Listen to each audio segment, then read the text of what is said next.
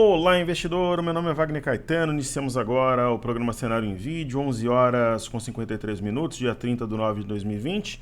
Finalizamos hoje o trimestre e também o mês, né? Muita volatilidade, fundos, assets, pessoas físicas, carteiras recomendadas sendo mensuradas, então a volatilidade e a adrenalina são as palavras de ordem, né? Hoje, naturalmente, também migrando, né, o WDO V20 para o WDO X20. Vence amanhã, mas a liquidez já muda logo cedo. Então temos muitas coisas para falarmos e deixe o like, compartilhe o vídeo, fale da Top Traders nas suas redes sociais e visite a nossa descrição do vídeo, porque tem tudo que a gente estuda e as nossas redes sociais. Eu peço uma força lá no Instagram, vá lá, curta, siga, e no Telegram também é gratuito com conteúdo de valor diariamente. Pessoal, vamos começar os estudos pelos ativos fixos. Hoje tem o jogo do Corinthians contra o Atlético Goianiense. Meu palpite, Corinthians 5, Atlético Goianiense 1. E um grande abraço a todos os goianos, onde eu sempre fui muito bem recebido. Tenho excelentes lembranças de Goiânia e também de Brasília. Pessoal, nós temos os juros caindo em relação a um ponto, de certo modo, manjado, né? Um topo anterior ao 6.530 e veio na média de 5. Para quem gosta de compras arrojadas, o stop está abaixo dos 6.430. Né? Por exemplo, se eu fosse entrar, entraria mercado com stop logo abaixo deste patamar. A gente tem o IFNC, o índice do setor financeiro, que ele vai brigar nessa região, ou para formar um fundo duplo, ou de fato, né, para vir buscar os 8.605, que parece um pouco exagerado, mas assim, vai ter briga. Percebam, né, que a região, os players sabem da importância que ela tem. Eu vou tirar a prancha do pirata daqui, porque senão ela fica tomando a nossa atenção. Eu vou atualizar este ponto gráfico também.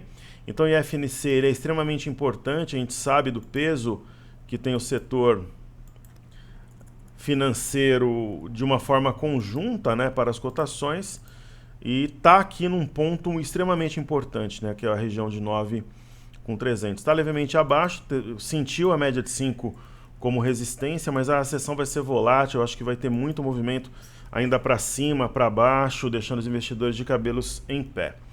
No caso de Banco do Brasil não é diferente, né? Essa linha de retorno eu acho que ela já nos ajudou. Acho que a gente tem que ter o foco agora realmente na região de 29,65. Tem um gap aberto aqui deixado em maio, né? A perda de 30,41 enfraquece o preço. Nós temos aqui o 29,91 está abaixo, mas eu não dou a briga por vencida aqui pela venda não, mesmo porque o mercado em si está subindo forte, né? O setor bancário, eu vou mostrar, por exemplo, o Bradesco, né? Ele está sinalizando aqui a formação de um arame.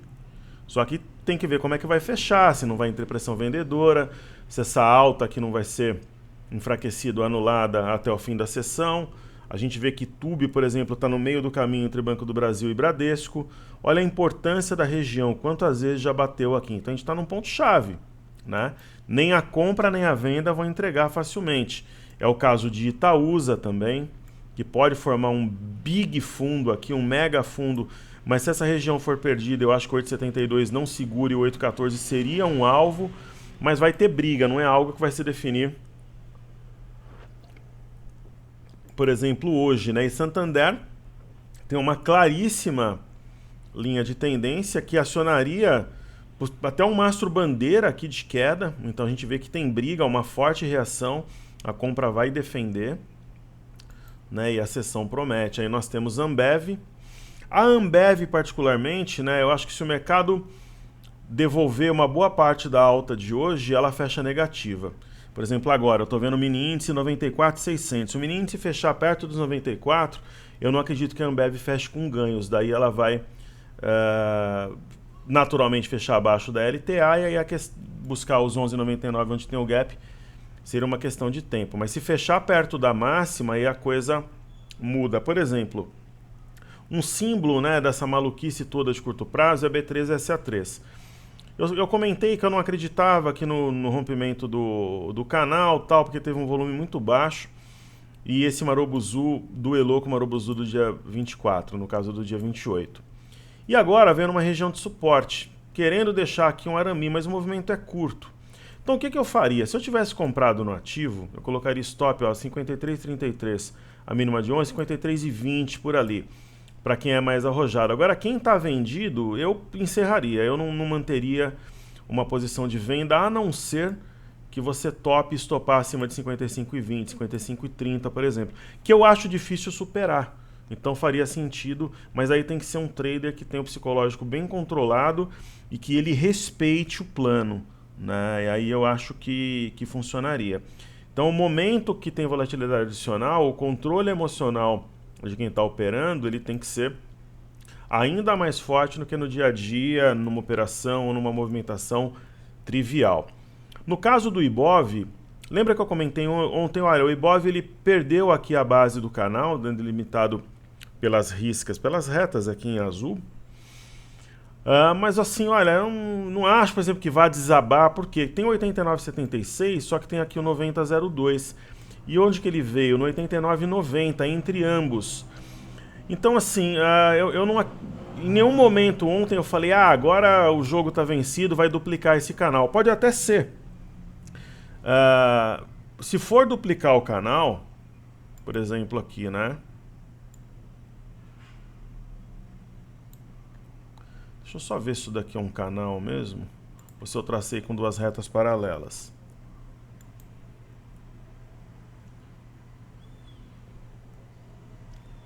Deixa eu ver aqui, eu vou refazer esse canal para a gente fazer uma simulação. Eu acho que vale a pena aqui no Ibov. Então seria mais ou menos o seguinte, eu só consigo replicar se eu também, se eu traçar como de fato um canal. Então seria algo mais ou menos assim. Perfeito? Eu vou inclusive reforçar, né? Eu não gosto de nada muito poluído, mas só pra gente...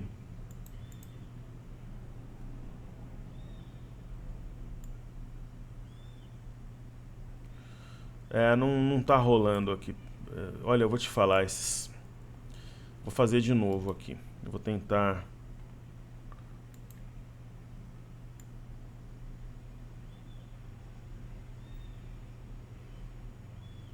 Estou traçando aqui o canal.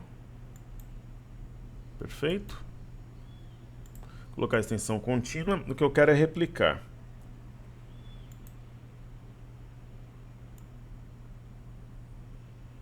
Ele não tá replicando, ele está replicando só a reta.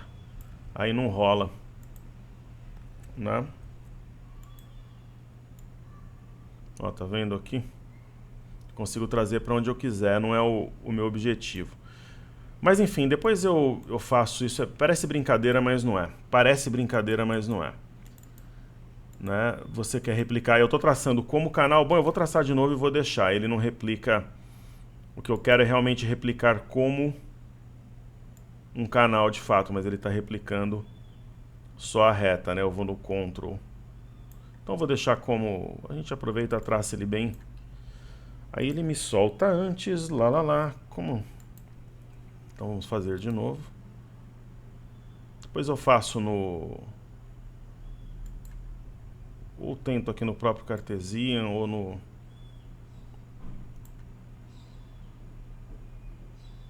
Ó, para traçar, normal, né?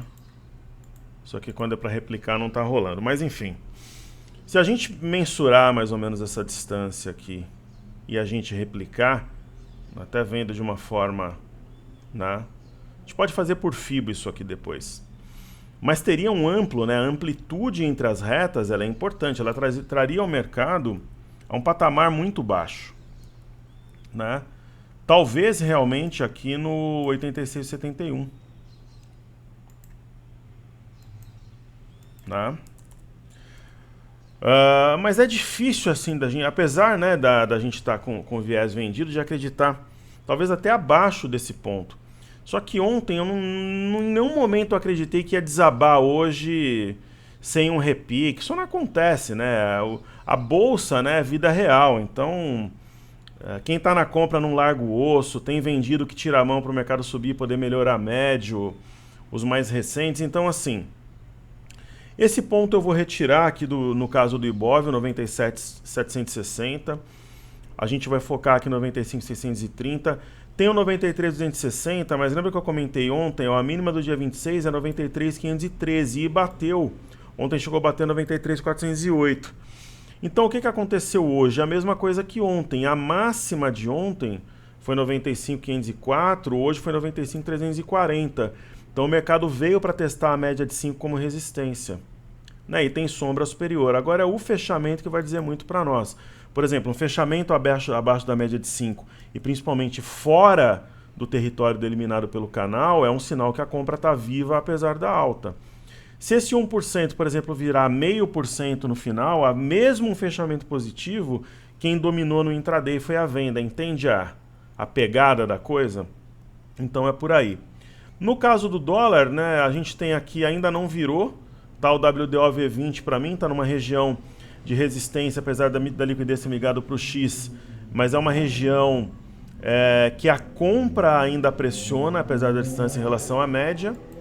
E aí a gente tem claramente aqui o gráfico, eu não estou usando o gráfico perpétuo, esse é o gráfico puro e simples do WDOX20, que é o que a gente vai estudar de hoje durante um mês. Temos claramente aqui um retângulo, 5678, 5609, são os pontos que delimitam o retângulo e somente ou um rompimento de um... Só que na verdade aqui eu vi o seguinte, ó, tem um ponto aqui que é mais alto. É o 5609 e esse ponto aqui ainda é mais alto, 581 com 500.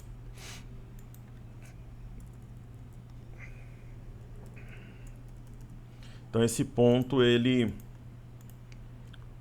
Somente o rompimento do 5.681.500 ou da perda do 5.609 traria uma situação mais definida para o dólar. Daí a gente volta para ver o índice, vamos ver aqui os benchmarks internacionais que a gente gosta de estudar no TradingView. A gente vai ter aqui o petróleo futuro negociado em Nova York, só para contrariar, né, ele... Só que lembra que eu comentei que não ocorreu a perda do 39,21, então deixou uma sombra superior. Tá repicando, só que tem a LTA, ele tá logo acima, mas tem as médias também. Então, agora no caso do Brent, tinha fechado abaixo do 40,98, tá numa região aqui importante, né? Aí fica uma situação indefinida no petróleo, né? Daria para a gente traçar até um mini canal aqui que acho que é possível fazer no WTI também.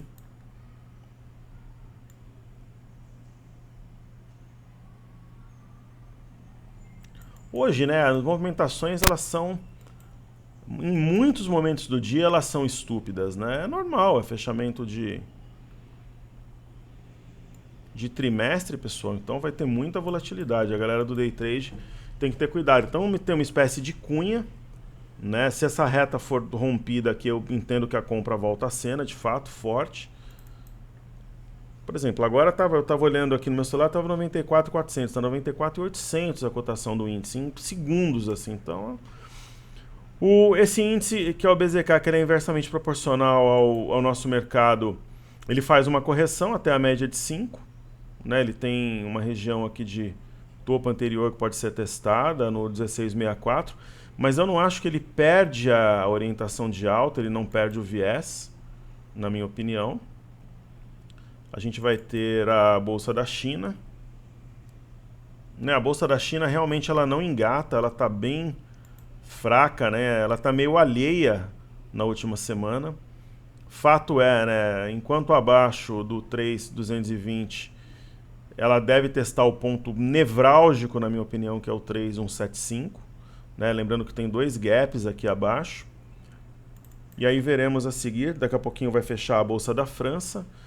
Uma alta anêmica, né? Testando aqui essa antiga não, né? Essa LTA que gerou essa queda recente, mas não jogou o preço de fato para baixo. O mercado trabalha em torno dela, tem um gap aberto. Né, o que está fazendo a diferença aqui? É o 4839, né, é um fundo anterior e o mercado está concentrando como se fosse uma trincheira aqui a briga entre os ursos e os touros. No caso do índice DAX, um repique natural até a média de 21, acima das máximas recentes praticamente iguais às últimas sessões Entendo que esse gap será fechado e a parte alta do alargamento será testada. Ok? E aí a gente chega na bolsa de Londres, também um teste até a média de 21. O que eu entendo aqui? Que se houver um rompimento de 5,9, 5,4, haverá um pivô de alta que pode trazer o preço até os 610.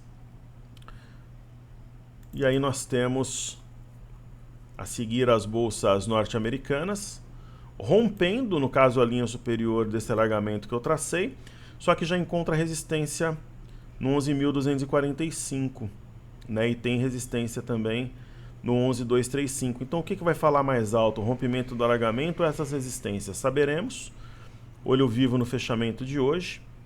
Essas altas de 1,30, 1,20, se baixar para 0,80, 0,90, mesmo a sessão fechando em alta, a venda ganhou a batalha no intraday. Agora, no caso do Dow Jones, um sinal muito forte, né? Acima das médias. Está rompendo o 27.722 aqui. Só tem resistência forte aos 28.365. Se o Dow Jones fechar forte, eu acho que seria um alvo natural de curto prazo, uma simetria em V. Agora, se arrefecer e fechar abaixo do 27.722, daí a compra ela vai duelar aí, tentar jogar esse preço para baixo. EWZ, o objetivo foi cumprido, né, aos 28 dólares, está numa linha também de tendência de baixa que conecta os topos mais recentes. Eu entendo que seja possível traçar algo mais ou menos assim, que remete também ao padrão de alargamento, como a gente comentou nos benchmarks norte-americanos, alguma coisa assim, né? Se fraquejar, o mercado começa a olhar para a parte baixa do padrão. Então vamos ver no intraday como é que as coisas ocorrem.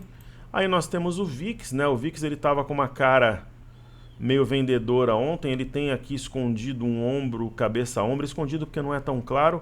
A neckline eu considero o ponto mais baixo do movimento, que é o 24,84, cuja perda projetaria alguma coisa em torno de 21, 22 dólares, mas é aquilo que eu sempre comento. Às vezes o rompimento falso da figura, por exemplo, vir aqui abaixo e voltar, ou até o rompimento do segundo ombro aos 27,43, faz um movimento contrário.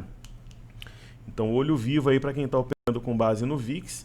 Ele é sim uma referência diária para nós, ele tem que ser entendido sempre com muita inteligência, parcimônia, mas ele é uma espécie de termômetro, né?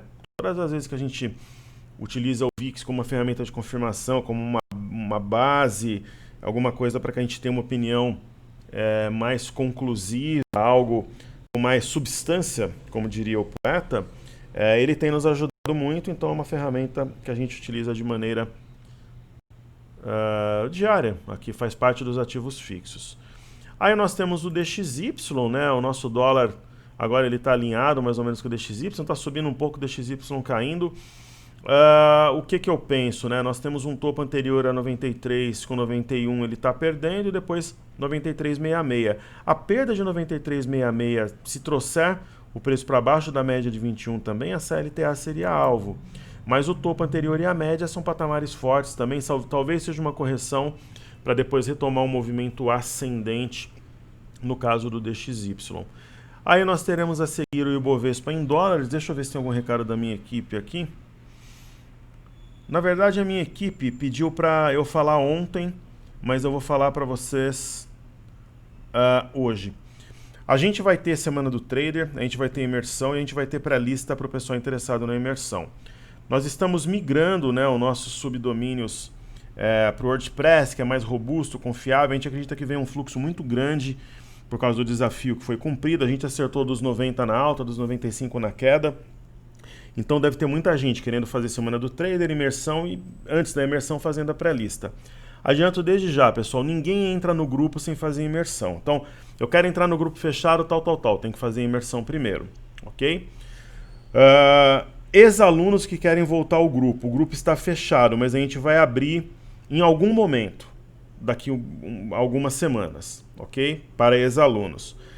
E o primeiro passo para quem quer entrar no grupo é fazer a imersão. Então logo vai ter pré-lista, vai ter Semana do Trader e vai ter as datas da imersão. A gente está trabalhando fortemente nisso. Então eu garanto que vai ter esse ano, mas eu não sei quando ainda, porque a gente está fazendo a programação. Você tem que ver se cai perto de feriado, você tem que mobilizar toda a equipe, eu também, você fica... Realmente é uma imersão, você fica um mês antes, um depois, completamente mergulhado nisso para poder entregar. Ninguém entrega... Por exemplo, o pessoal da imersão 10 está vendido desde a máxima do movimento, um pouco abaixo de 106 mil pontos. Né? Então ninguém entrega isso, né, 10, 12 mil pontos para uma turma que fez o curso há pouco mais de um mês, se você não tiver com a faca nos dentes e focado. Né? Ninguém entrega 60, 65, 40% e um monte de ações numa carteira se você não tiver com a faca nos dentes. Então não é simplesmente marcar a data e fazer o treinamento. Existe toda uma lógica, né, e uma logística também por trás disso. Então o Ibovespa em dólares, ele está reagindo de maneira tímida aqui, subindo 1% por tudo que caiu, mas é o que eu comentei, quem está vendido no EWZ ou alguma coisa que tem uma ligação com o Ibovespa em dólares, é momento de realizar lucro, simples assim. Daí a gente vai para o mini índice para finalizar. Deixa eu ver se tem algum ativo subindo muito ou caindo muito, que vale a pena aqui, se não eu faço depois. Na verdade tem, que é CSN-A3, teve um upgrade aí no ativo, né? Alguma agência de risco, eu vi por cima a notícia. E tem o lance do minério, né, pessoal? CSN-A3. O que fez a CSN-A3? Ela corrigiu até a média de 21, rompimento falso do 15,39, mas ontem fechou abaixo. Trabalhar short, pessoal, vendido nesse tipo de ativo, é chave de cadeia, como dizia o meu pai. O ativo está forte, qualquer coisa é motivo para ele subir. Né? Então é um ativo que não tem, até pelo fato do minério ter cravado fundo, não tem sentido. Por que sobe tanto? É vendido zerando. Né? Uma baita de uma trairagem, porque ontem fechou abaixo do 15,93. Mas sabe aquele negócio de você não ficar preso àquelas técnicas bobas de livro? Aquilo que eu falo, o camarada nunca abriu uma ordem, ele nunca operou e ele é professor. É disso que eu estou falando. O ativo, a tendência do ativo, ela é de alta. Né? Então, assim, o ativo perdeu o 15,39, fechou a 15,32, você não pode sair vendendo. Para quem vendeu aqui em cima, está no 0 a 0. Quem vendeu aqui está tomando fumo. Né? Então, o ativo... Ah, mas eu aprendi que o professor X falou, não sou eu não, tá? Que perdeu 15,39 é pivô de baixa. É, mas perdeu no finalzinho do pregão, tal, aí acontece isso daqui, ó, abre botando 9%. Só que o camarada, quando entra vendido, muitas vezes ele alavanca, é chave de cadeia. Então, assim, tem uma diferença grande entre você fazer um treinamento de livro, de apostila que todo mundo faz, e você ter um método como é a Top Traders, que você tem técnicas exclusivas e tem toda a parte mental, de inteligência e de estratégia por trás. No caso do mini índice, para a gente finalizar, ele está na região de 93,640, né? Ontem bateu 93,220, hoje 93,140, entrou compra aqui, defendendo, e a máxima está alinhada com a de ontem, né? 95,520, hoje 95,390. O 95,300, eu vou tirar esse ponto daqui, eu gosto de deixar o gráfico mais limpo possível. A nossa referência são as duas máximas de ontem e de hoje, e agora está arrefecendo, né? Ele está abaixo da média de 5 períodos e também do 94,660. O diário, sendo sincero, ele não nos mostra muita coisa. Quando a gente traz o preço aqui por 30 minutos, percebam que há uma linha de retorno aqui que o mercado respeitou. Tocou 1, 2, 3, quase tocou 4, 5, um monte de vezes ontem. E por que subiu? Houve a formação de um W, fundo no 93,315, rompimento falso, o eixo a 94,145. Veio perto aqui dos 95,520, entrou venda. Agora olha essa barra, ela trouxe o preço de 95,390 até 94,365. Em uma barra de 30 minutos, o mercado perdeu 1.000 pontos. Aí o que você vai fazer agora? Você vai marcar essa mínima, que é 94,365, que não por coincidência é onde está a média de 21. Se perder 94,365, vem para o eixo do W a 94,145. E aqui decide, é um território que divide entre ursos, né, para baixo ou touros para cima. O que você acha, professor? Eu acho que vai perder o 94,365. Penso que vai testar o 94,145 e aqui vai ser a briga, ok? Mas eu penso que o 94,145, que é o eixo, ele vai ser testado, agora são meio-dia e 18, de repente até às 13 horas, 13h30, esse ponto vai ser colocado em xeque, ok? Então é isso aí, saúde e paz a todos, nos vemos mais tarde no programa Radar, deixa o seu like, compartilhe o vídeo e seguimos juntos porque juntos somos mais fortes, pessoal, valeu!